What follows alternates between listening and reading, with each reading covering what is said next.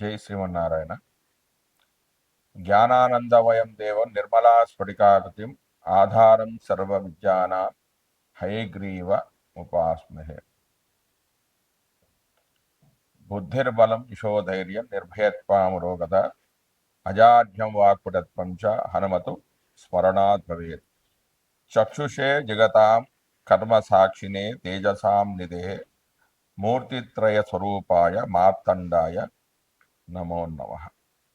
సర్వ జగమ్ములకు చక్షు వంటి వాడును, సర్వకర్మలకు సాక్షియును, తేజస్సులకు నిధియును, మూర్తిత్రయ స్వరూపుడు అగు మార్తాండునికి అనగా సూర్య భగవానికి నమస్కారం. కలో పరాశరి హోర ప్రత్యక్ష వరదర్శిని తద్యుక్తరిత్యానుమేయం జన్మకాల శుభాధికం. కలియుగమునందు పరాశర హోర ప్రత్యక్ష వల దర్శిని అని పెద్దల మతం కనుక ఆ పరాశర హోరేందు చెప్పబడిన పద్ధతిలో జన్మకాలాన్ని బట్టి శుభాశుభాలను మనం ఈరోజు శని వక్రంలోకి వెళ్తున్నాడు.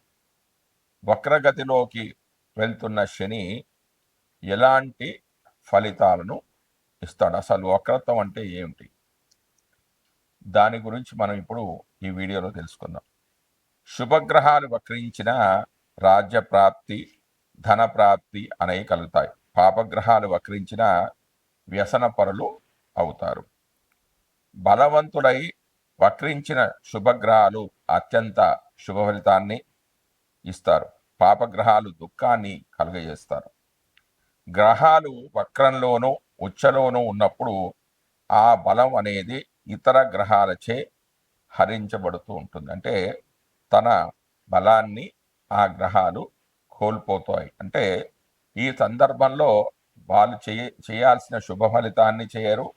ఒకవేళ వాడు చేయాల్సిన చెడు ఫలితాన్ని కూడా చెడు చేయనంటే బలం అనేది మధ్యస్థంగా ఉంది అని గ్రహించాలి. వక్ర గ్రహం యొక్క దశ ఎలా ఉంటుందంటే కొమ్మరి చక్రం వలె తిరుగుతూ ఉంటుంది. పాపగ్రహాల దశల యందు అనేక దుఃఖాలు, శత్రు విరోధాలు కలుగుతాయి. శుభగ్రహాలందు ఇలా జరగదు. క్రూర గ్రహాలకు అంటే పాపగ్రహాలకు వక్రగతి చాలా యోగదాయకమైనది. అసలు వక్రగ్రహాలు ఎలాంటి ఫలితాన్ని ఇస్తున్నాయో తెలియజేస్తున్నా. అసలు వక్రం అంటే ఏమిటి, ఇది ఎలా ఏర్పడుతుంది, గోచారంపై వక్ర ఫలితాలు ఎలా ఉంటాయి అనేది మనం తెలుసుకునే ప్రయత్నం చేద్దాం. వాస్తవానికి సౌర కుటుంబంలో ఏ గ్రహము వెనక్కి తిరగడం అనేది జరగదు. తమ కక్షలలో సంచరిస్తున్నప్పుడు వాటి గతులలో తేడా వల్ల ఒక శీఘ్ర గ్రహము ముందుకు వెళ్తున్నట్లు, దానికంటే కొంత మందంగా నడిచే గ్రహం వెనక్కు వెళ్తున్నట్టుగా మనకు కనిపిస్తూ ఉంటుంది. దీనిని వక్రము అంటారు. ఇది చూసేవారి దృష్టికోణంపై ఆధారపడి ఉంటుంది. భూమి నుండి చూసే మనకు ఇవి ముందుకు వెనకకు నడుస్తున్నట్టుగా కనిపిస్తాయి. దీనినే వక్రము అంటారు. ఈ వక్రగ్రహాల ప్రభావం భూమిపై పడుతున్నట్లు జ్యోతిష్ శాస్త్రవేత్తలు తెలుసుకున్నారు. సూర్యునికి నియమిత దూరంలో ఉన్నప్పుడు ఈ వక్రాలు అనేవి ఏర్పడుతున్నాయి. ఖచ్చితంగా చెప్పాలంటే వక్రం అనేది దృష్టికి సంబంధించినది, ఒక భ్రమ. అయితే ఈ గ్రహాలు ఎన్ని రోజులు వక్రిస్తాయి అనే దాని గురించి మనం తెలుసుకుందాం. కుజుడు 80 రోజులు వక్రిస్తాడు, బుధుడు 24 రోజులు, గురుడు 240 రోజులు, శుక్రుడు 42 రోజులు, శని 140 రోజులు, ఇంద్రుడు 115 రోజులు, వరుణుడు 157 రోజులు వక్రగతి కాలం. అంటే ఎక్కువగా అదే మ్యాక్సిమం అన్ని రోజులు ఉంటాడు. అంటే అంతకంటే తక్కువ కూడా ఉండొచ్చు. ఇక స్థిరంగా ఉండే కాలం కుజుడు 3 రోజులు, బుధుడు అంటే దీన్ని స్థిరంగా ఉండడం అంటే స్తంభన, అంటే కదలకుండా ఉండడం. కుజుడైతే 3 రోజులు, బుధుడు 1 రోజు, గురుడు 5 రోజులు, శుక్రుడు 2 రోజులు, శని 5 రోజులు, ఇంద్రుడు 6 రోజులు, వరుణుడు 6 రోజులు. వక్రం ప్రారంభంలో కుజుడు అంటే రవి నుంచి దూరం ఎంత? 228 డిగ్రీలు. అయితే ఒకవేళ అదే బుధుడు రవి నుంచి 14 నుంచి 20 డిగ్రీల దూరంలో ఉంటాడు. అంటే వక్రం ప్రారంభమైనప్పటి నుంచి.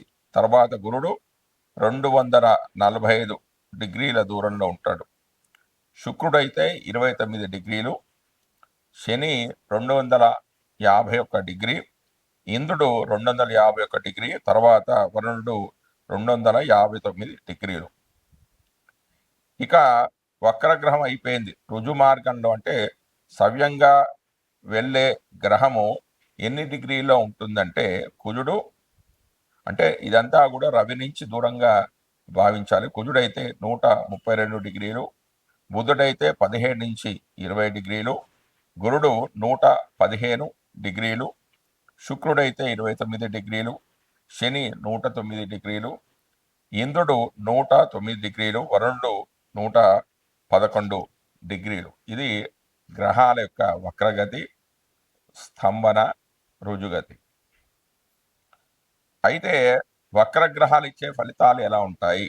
జాతక ఫలితాలు విచారణ చేసేటప్పుడు భావచక్రం అనుసరించి ఫలితాలు చెప్పాలి. అంటే ఆ గ్రహం భావ మధ్యమంలో ఉందా, మధ్యలో ఉందా, భావం యొక్క అంత్యంలో ఉందా అనే విషయంపై ఆధారపడి ఉంటుంది. గోచార ఫలితాలు పరిశీలించేటప్పుడు భావంపై ఆధారపడి నిర్ణయించాలి. దీనిని నిర్ణయించేటప్పుడు గమనించవలసిన విషయాలు ఏంటంటే, ఉదాహరణకు జాతకంలో సప్తమంలో బుధుడు 8 రాసుల 23 డిగ్రీల 30 నిమిషాలు ఉన్నాడు అనుకుంటే, రాశిలో చూడడానికి సప్తమంలో ఉన్నట్టుగా కనిపించిన సప్తమ భావ అంత్యం అంటే 8 డిగ్రీల 19 8 రాసుల 19 డిగ్రీల 16 కావడంతో అసలు సప్తమ భావంలోనే లేడు. భావచక్రంలో బుధుడు అస్తమంలో 4 డిగ్రీల 14 నిమిషాల ముందుకు నడిచి వక్రంలోనికి వెళ్ళడంతో బుధుని యొక్క దృష్టి అనేది సప్తమంపై ఉంటుంది. అయితే బుధుని యొక్క దృష్టి 8 డిగ్రీలు మాత్రమే ఉండడం భావ అంత్యంపైనే పడుతుంది. అంటే బుధుడు అష్టమానికి సప్తమానికి సంబంధించి ఫలితాలు ఇవ్వడంలో బలహీనుడని తెలుస్తుంది. ఆ వివరాలు చూడకుండా సప్తంలో ఉన్నాడని చెబితే ఫలితాలు అనేవి అసలు సరిపోవు. భావ మధ్యమం దాటిన గ్రహానికి వక్రగతి ప్రారంభమైతే ఆ గ్రహ దృష్టి భావ మధ్యమం పైన పడుతుంది. దీని ఫలితాలు ఆ గ్రహ స్వభావం అనుసరించి బలంగా ఉంటాయి. భావారోహ గ్రహం వక్రగతిలో ఉంటే ఆ గ్రహ దృష్టి వెనక్కి ప్రసరించి భావ ప్రారంభంపై పడతాయి. ఇక్కడ బలమైన ఫలితాలు చెప్పలేము. ఈ విషయాలు గణితంతో మాత్రమే తెలుసుకోగలం. వక్రగ్రహాలు ఇచ్చే ఫలితాలపై సమగ్ర సమాచారం అనేది లేదు. ఉన్న వివరాలను అనుసరించి ఫలితాలను పరిశీలిస్తే రవిచంద్రులకు వక్రత్వం అనేది ఉండదు. ఎప్పుడు కూడా సవ్యంగానే ముందుకే వెళ్తుంటారు. రాహుకేతువులు ఎప్పుడూ కూడా వక్రంలోనే సంచరిస్తూ ఉంటాయి. మిగిలిన కుజాది పంచగ్రహాలకు అంటే తారాగ్రహాలకు మాత్రం ఈ యొక్క వక్రత్వం అనేది ఉంటుంది. అంటే మిగతా గ్రహాలంటే కుజుడు, బుధుడు, గురుడు, శుక్రుడు, శని, ఈ 5 గ్రహాలకు మాత్రమే వక్రత్వము, స్తంభన, రుజు మార్గము ఇలాంటివి కలుగుతూ ఉంటాయి. వివిధ గ్రహాలు అంటే కుజుడు, బుధుడు, గురువు, శుక్రుడు, శని వీటికి మాత్రమే మనం వక్రగతి ఉంటుందని తెలుసుకున్నాం కదా. అయితే వీళ్ళు వక్రతంలో ఉన్నప్పుడు వీళ్ళు ఇచ్చే ఫలితాలు ఏమిటి అనేది క్లుప్తంగా తెలుసుకుందాం ఇప్పుడు. కుజుడు వక్రగతిలో ఉన్నప్పుడు మనిషిలో చొచ్చుబాటు గుణము, వేగం అనేది తగ్గుతూ ఉంటుంది. పురోగతి మందగించినట్టుగా అనిపిస్తూ ఉంటుంది. ఈ కారణంగా నిరాశ అనేది పెరుగుతుంది. వివాదాలు, విభేదాలు పెరుగుతాయి. ఒక విధంగా చెప్పాలంటే మన అంచనాలు ఎంతవరకు సాధ్యపడతాయో పరిశీలించుకునే కాలమని చెప్పవచ్చు. తర్వాత బుధుడు ఒక శుభగ్రహం. జ్ఞానము, సాంకేతికత, సమాచారం వంటి విషయాలకు కారకునిగా బుధుడు వక్రగతిలో ఉన్నప్పుడు సమాచారం ఇచ్చి పుచ్చుకోవడంలో ఆటంకాలు ఏర్పడడంతో ఈ విషయాలను తప్పుగా అర్థం చేసుకోవడం అనేది జరుగుతూ ఉంటుంది. అంటే సమాచారానికి, కమ్యూనికేషన్కి వాక్కి కారకుడు బుధుడు కాబట్టి అందులో కొన్ని లోపాలు అనేవి ఏర్పడతాయి. అవేంటంటే సమాచారం ఇచ్చిపుచ్చుకోవడంలో కొంచెం ఆటంకాలు అనేది ఏర్పడుతుంది. విషయాలు ఏదన్నా ఎదుటి వాళ్ళు చెప్తే దాన్ని తప్పుగా అర్థం చేసుకోవడం అనేది జరగవచ్చు. ఇది ఆలస్యానికి కారణం అవుతుంది. సాంకేతికతకు ఇదే పరిస్థితి ఏర్పడినా ఈ సవాళ్ళను ఎదుర్కొని సరైన పరిష్కారం కనుక్కునే అవకాశం అనేది కలుగుతుంది. అంటే ఈ విషయంలో కొంచెం ఆలోచించుకొని సరైన నిర్ణయాలు తీసుకునే అవకాశం ఉంటుంది ఎప్పుడు బుధుడు వక్రగతిలో ఉన్నప్పుడు. తర్వాత గురుడు జ్ఞానము, అభివృద్ధి వంటి విషయాలకు కారకునిగా సంవత్సరానికి ఒకసారి వక్రగతిలో అంటే సుమారుగా 4 నెలలు ఉంటాడు.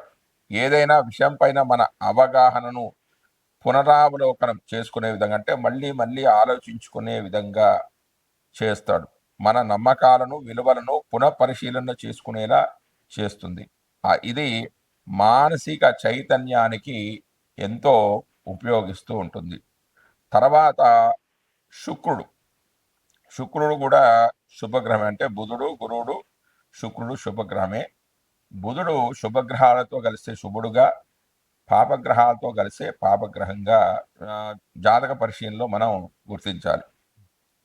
శుక్రుడు ప్రేమ, అందము, సామరస్యము సూచించే గ్రహంగా శుక్రుడు వక్రస్థితిలో ఉన్నప్పుడు సంబంధాలు, ప్రేమ వ్యవహారాలు అంటే ఇంటా బయట కూడా గణనీయమైన మార్పులకు లోనవుతూ ఉంటాయి.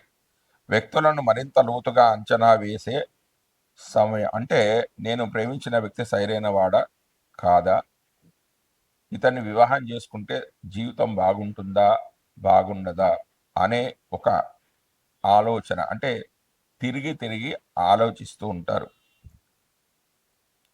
చాలా కాలంగా పరిష్కారం కాని వ్యవహారాలు ఒక కొలిక్కి రావడమే కాకుండా వాటికి పరిష్కారాలు కూడా లభిస్తాయి. అంటే గుడ్డిగా నమ్మకుండా మళ్ళీ ఆలోచించి చెడు నిర్ణయాలు తీసుకోకుండా సరైన మార్గాన్ని నడిచే విధంగా శుక్రుడు ఆలోచింపజేస్తాడు. అంటే శుక్రుడు వక్రంలో ఉన్న వాళ్ళకి, అంటే గోచారంలో కూడా వక్రంలో ఉన్న వాళ్ళకి ఇలాంటి ఫలితాలన్నీ వస్తాయి. ఇక శని క్రమశిక్షణ, బాధ్యతలను సూచించే గ్రహంగా శని సంవత్సరానికి ఒకసారి వక్రగతిలో సుమారుగా 4 నెలల కాలం ఉంటాడు. ఈ సమయంలో మన అంచనాలను తిరిగి సమీక్షించుకోవాల్సి ఉంటుంది. కట్టుబాట్లు, బాధ్యతలు వంటి దీర్ఘకాలిక లక్ష్యాలు ఆందోళన కలిగించిన వాటికి పరిష్కారాలు చూపించడంతో పాటు మానసిక పరిపక్వతకు సవాలుగా నిలిపి సమస్యలు అధిగమించడానికి ప్రోత్సాహాన్ని ఇస్తుంది. మనం ఇప్పుడు ఈ వీడియోలో శని వక్రత్వం చెందినప్పుడు మిథున రాశి వారికి శని భగవానుడు ఇచ్చే ఫలితాలు ఏంటో తెలుసుకుందాం. అసలు దశమ భావంలో శని సంచరిస్తున్నప్పుడు అసలు దశమంలో ఏమేమి ఉన్నాయి వాటి గురించి ముందు తెలుసుకుందాం. వాణిజ్యం, రూపమానత్వ గమనం, మల్లత్వ రాజక్రియ, దాసత్వం, కృషి వైద్య కీర్తి నిధి నిక్షేపాచ ఆజ్ఞాతయ, శ్రేషత్వం, గురుయంత్ర మంత్ర జనని, విస్తార పుణ్యాఔషధో, రుస్తానామార మంత్రసిద్ధి విభవ, శాధ్రత్త పుత్ర ప్రభు, మార్గో మానసు జీవనే చ నృపు ప్రఖ్యాతి శిక్షాదయ, ముద్రా ప్రభోభ నిగ్రహో చ దశమాధ్యాఖ్యాముతి స్వరాధృతి.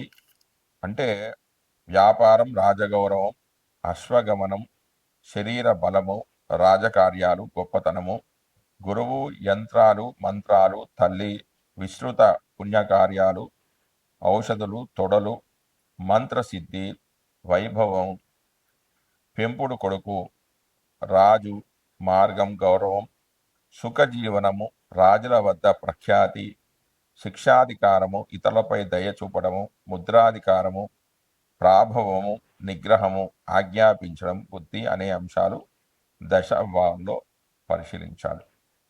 దశమానికి సహజ రాచక్రంలో దశమం అంటే కర్మస్థానం.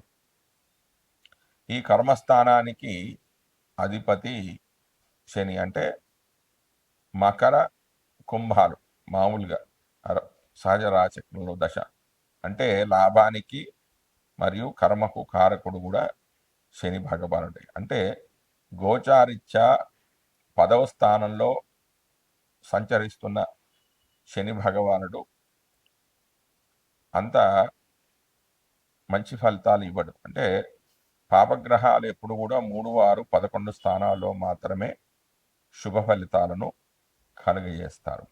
ఇక ప్రస్తుతం శని వక్రగతిలో సంచరిస్తున్నాడు కాబట్టి వ్యాపారంలో ఉన్న నష్టాలనేవి కొంతవరకు తగ్గుతాయి. ప్రభుత్వ మూలకంగా గౌరవ మర్యాదలు అనేవి కలుగుతాయి.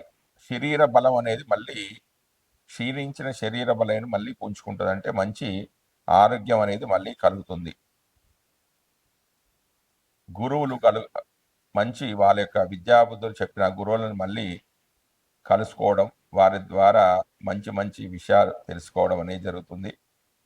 విస్తృతమైన పుణ్యకార్యాలు కూడా చేస్తారంటే యాత్రలకు వెళ్ళడం, పుణ్యక్షేత్రాలు సందర్శించుకోవడం వంటివి కూడా జరుగుతూ ఉంటుంది. వ్యాపారంలో కానీ, వృత్తిలో కానీ, సొంత వ్యాపారంలో కానీ ఇంతకుముందు రుజుమార్గంలో ఉన్న నష్టాలు అనేవి కొంచెం తగ్గుతాయి. నష్టాలకు కారణం ఏమిటి అనేది మళ్ళీ మళ్ళీ ఆలోచించుకుంటూ ఉంటారు. ఏ విధంగా వ్యాపారం చేస్తే లాభాలు ఉంటాయి, తన కింద వాళ్ళతో కానీ పైన వాళ్ళతో కానీ ఎలా మాట్లాడాలి అనేది కూడా ఉంటుంది. అంటే ఉద్యోగ స్థానంలో కానీ వ్యాపార స్థానంలో కానీ తన తోటి వాళ్ళతో కానీ పై వాళ్ళతో కానీ ఎలా మాట్లాడాలి అనేది తిరిగి ఆలోచించుకుంటూ ఉంటారు. అంటే శని వక్రగతిలో సంచరిస్తున్నప్పుడు కొంచెం నిగ్రహము, ఓపిక అనేది అలవాటు చేసుకుంటూ ఉంటారు. దాని ద్వారా నష్టాల బారిన పడకుండా ఉంటారు. సంఘంలో మంచి పేరును సంపాదించుకుంటూ ఉంటారు. జై శ్రీమన్నారాయణ. శని దోషహారిగా ఉన్నప్పుడు వాళ్ళ ఉద్యోగంలోనూ వ్యాపారంలో కూడా అనేక ఇబ్బందులు ఉన్నప్పుడు, శని వల్ల ఇబ్బందులు ఎదుర్కొన్నప్పుడు చేసుకోవాల్సిన పరిహార మార్గాలు ఏంటంటే శని దోష పరిహారానికై ఆంజనేయ స్వామి ఆలయాన్ని సందర్శించండి, లేకపోతే శివాలయానికి సందర్శించండి. ఏకాదశి సోమవారం ఏకాదశి కానీ సోమవారం కానీ ఆరుద్ర నక్షత్రం రోజు కానీ మాస శివరాత్రి రోజు కానీ రుద్రాభిషేకాన్ని చేసుకుంటూ ఉండండి. వీలైతే ప్రతి సోమవారం కూడా రుద్రాభిషేకం అనేది చేసుకుంటూ ఉండండి. నిత్యం హనుమాన్ చాలీసా పారాయణం అనేది చేసుకుంటూ ఉండండి. ఆవాలు కానీ నువ్వులు కానీ దానం చేయండి. నువ్వులను హోమంలో వాడవచ్చు లేదా దానంగా ఇవ్వవచ్చు. ఈ మంత్రాన్ని నిత్యం పఠిస్తూ ఉండండి. ముఖ్యంగా శనివారం రోజున శని హోరా సమయంలో అంటే శనివారం ఉదయం 6 గంటల నుంచి 7 గంటల మధ్యలో ఈ యొక్క మంత్రాన్ని చదువుకోండి. అదేమిటి? నీలాంజన సమాభాసం రవిపుత్రమిమాగ్రజం ఛాయామాత్తాండ సంభూతం తన్నమామి శనేశ్వరం అనే ఒక ఈ మంత్రాన్ని కానీ ఓం ప్రాం ప్రీం ప్రోం సహ శనేశ్వరాయ నమః అనే మూల మంత్రాన్ని కానీ గురువుల చేత ఒక్కసారి ఈ మంత్రాన్ని చెవిలో చెప్పించుకొని శనివారం రోజున శనిహోరా సమయంలో చెప్పాను కదా 6 నుంచి 7 మధ్యలో ఒక 108 సార్లు, అంటే ఒక జపమాలలో 108 ఉంటాయి, అవి 108 సార్లు చదువుకున్నట్టయితే శని యొక్క దోషాలు అనేవి తొలగిపోతాయి. జై శ్రీమన్నారాయణ.